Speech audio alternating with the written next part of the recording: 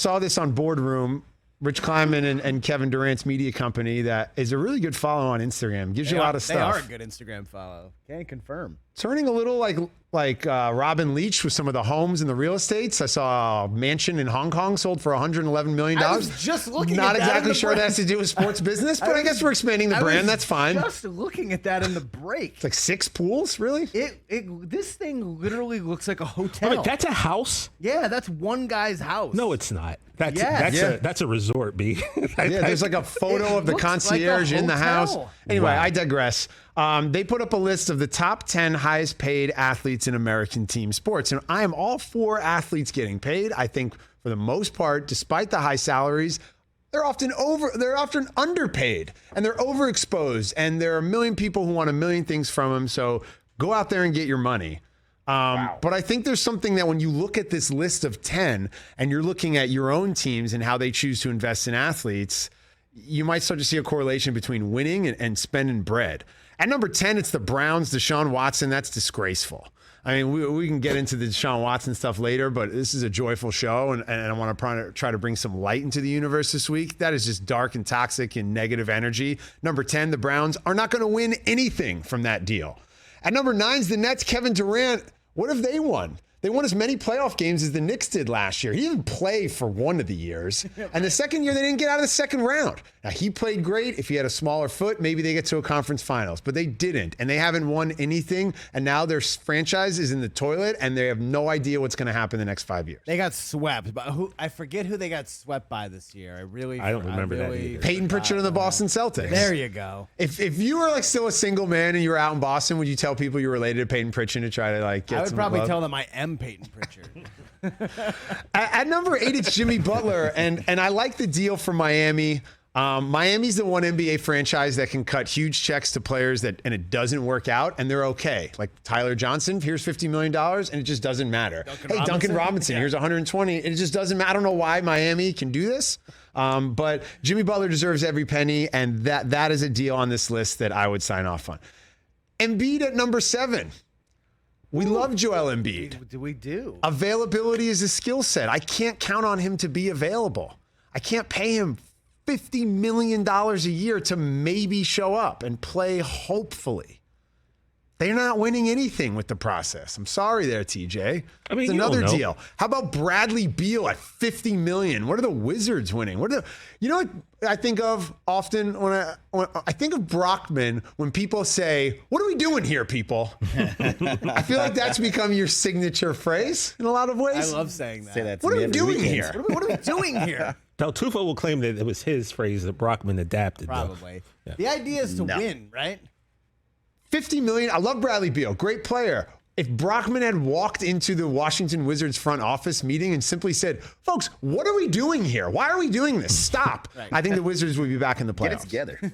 Get it together. That's your other one. At number 5, Aaron Rodgers. Like, we come on this show every summer now and we talk about the state of the Packers and Aaron, and the most hyped up one-time winning quarterback in the history of the NFL?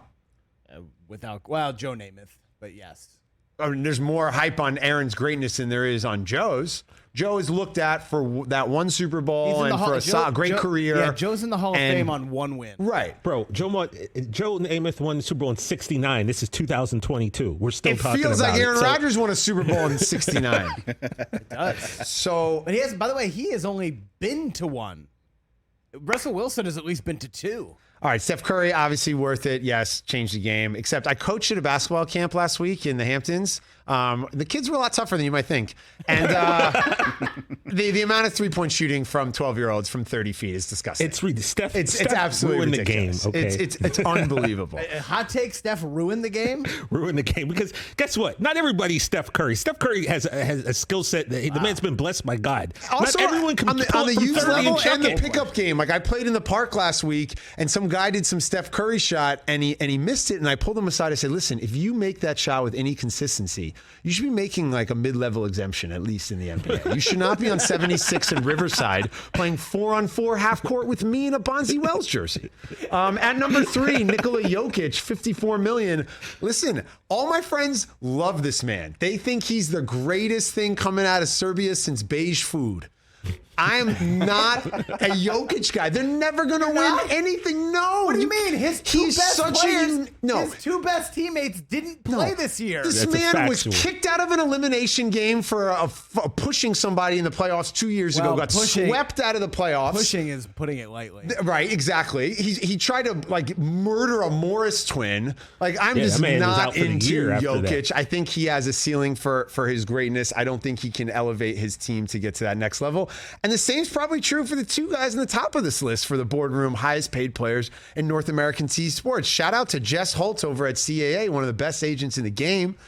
But I think that the Phoenix Suns are going in the wrong direction. And I think Karl Anthony Towns is not the best player on his own team, and he's making the most money in the NBA. It makes no sense. Devin Booker, the Suns are going in the wrong direction? I think so. They went to the NBA Finals, and they went to the second round, and now they're either going to be in this KD thing, and they're in just a different direction. And you don't think something weird happened with that team in the playoffs this year?